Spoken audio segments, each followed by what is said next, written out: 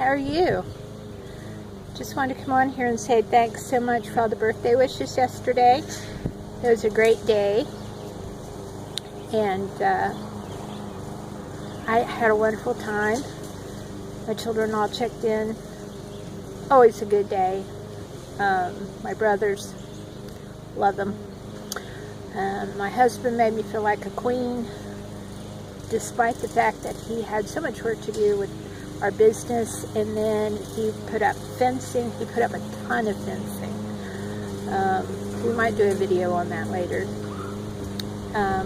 He's now push mowing our property, which most of it's woods. We have 5 acres and most of it's woods, but there's still about 1.5 acres that's not, and he pushes it. He doesn't do a riding lawnmower. So he just made me feel wonderful, made me feel like a queen. So yeah, I had a great day. So I got a notification that our Walmart was doing this thing where you could order online and then go pick it up.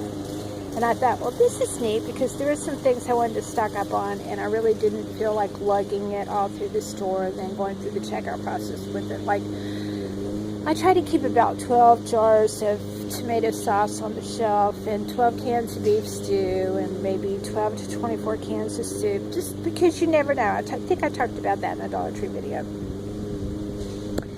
And so I went in there and I filled up my virtual shopping cart with all these things, and I got the and some cat food and dog food, cat litter.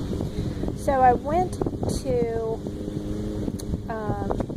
Walmart today to pick it up, and I waited and waited, and there was nobody at the pickup place there. So that was like 10 minutes of my life I couldn't get back. And then another girl came and checked in, and she had just clocked in, and she came over and helped me, and that wasn't even her department, and she was really sweet about getting my order together. But one box had like 2 beef stews in it, and then the cat food and dog food and cat litter were all just kind of pushed to the side, and there was a note that said, you know, my stuff was behind the counter. And then she pulls out a big box, and it was, you could tell something was taken in there. And we opened the box, and some of the jars of tomato sauce had just busted over everything. I mean, it was a hot mess all over the place. I'm attracting bees. And there's another bee story coming. But anyhow, after we wiped everything down, she said, well, just go and get the jars that were busted, replace them with the ones that are on the shelf, which is at a different end of the store. And not that I mind the exercise, but the whole process took so much longer than if I had just gone in and I hadn't tried to be lazy and do store pickup. It was just a disaster. So I don't think I'll be doing that again. I was really disappointed with that. And people that live in Raleigh, I have friends in Raleigh, and they call in their order to their grocery stores all the time and go pick it up. And I kind of thought this would sort of be the same way. It wasn't. I was pretty disappointed in the situation. But anyhow, let me tell you about a phone call I got from my grandmother and my aunts and my uncle. Now, my grandmother will be 98 on her birthday, and my uncle lives with her and is her caregiver, and he is 73,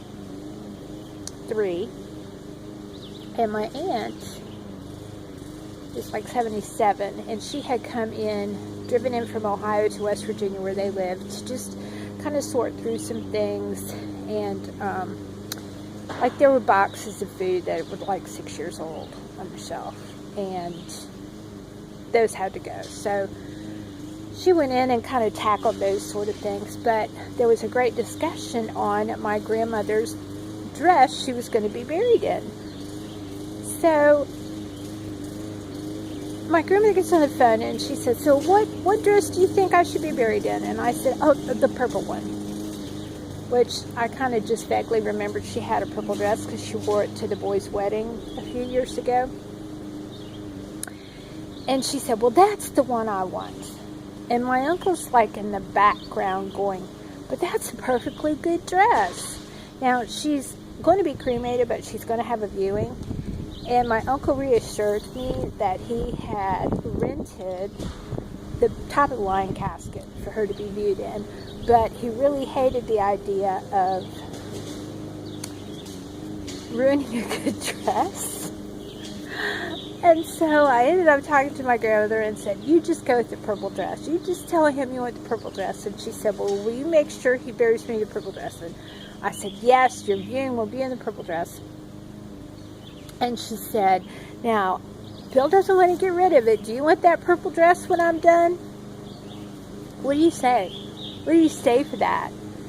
Like, you can't diss your grandmother's purple burial dress, but yet, like, probably the last thing in the world I want is my grandmother's purple burial dress.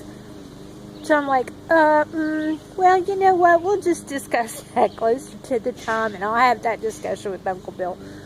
I'm like, I just really hope I only see that purple dress on my grandmother. I just really hope that I am not given this purple dress as some kind of, oh, what was such a nice dress, your grandmother wanted you to have it. You know, like, my brother said I should have just taken one for the team and said, yes, I'll take the purple dress, but only if Uncle Bill buries you in it or something. But, yeah, it was kind of random. Yeah, I have a list. I rarely make lists to talk about. Usually I ramble, so I thought I would just...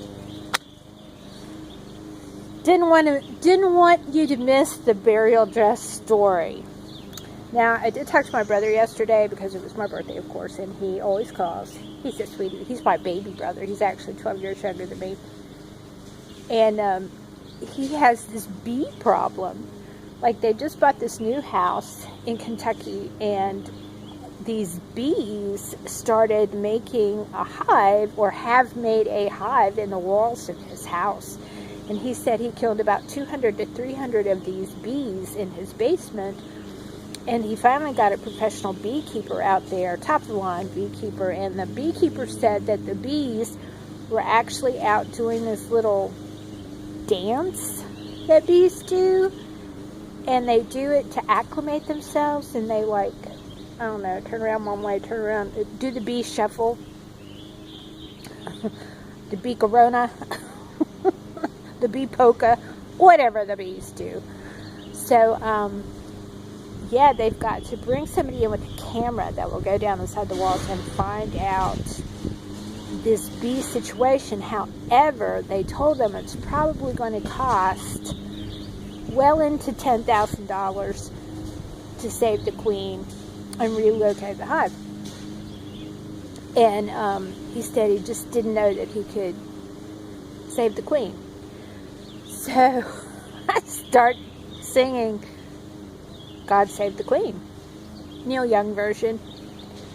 I don't know if he was amused or not, but he told me that, you know, I got bugs out here.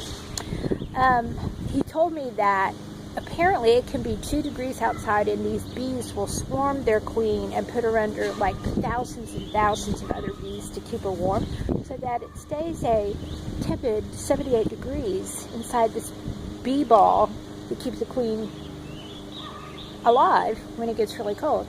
And I told him that, you know, we really should look into a way to market that. I mean, that would be an incredibly organic, beyond nuclear thermal way to insulate things with bees. You know, plant a few flowers, keep the bees happy, and let them swarm your house and keep it warm. I don't know. Do you think that's a good idea? What? Do you think I could make millions? I don't know. We're always thinking. Of course, he's much better at thinking than I am.